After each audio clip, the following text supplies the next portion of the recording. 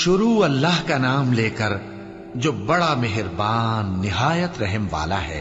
जो लोग काफिर हैं यानी अहले किताब और मुशरिक, वो कुफ्र से बाज रहने वाले न थे यहां तक कि उनके पास खुली दलील आ जाए, यानी अल्लाह का एक पैगंबर जो पाक और आक पढ़कर सुनाता है जिनमें मुस्तहकम आयतें लिखी हुई हैं, और अहले किताब जो फिरकों में बटे हैं तो दलील वाज़ेह के आने के बाद ही बटे हैं।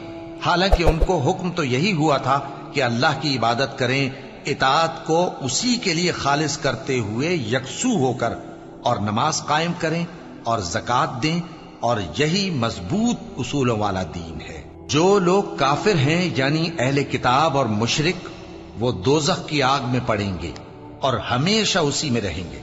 ये लोग सब मखलूक से ज्यादा बुरे हैं। बेशक जो लोग ईमान लाए और नेक अमल करते रहे वो तमाम खल्कत से बेहतर हैं। उनका सिला उनके परवरदिगार के यहां हमेशा रहने के बाग हैं जिनके नीचे नहरें बह रही हैं। हमेशा हमेशा उनमें रहेंगे। अल्लाह उनसे खुश और वो उससे खुश। ये सिला उसके लिए है जो अपने परवरदिगार से डरता है।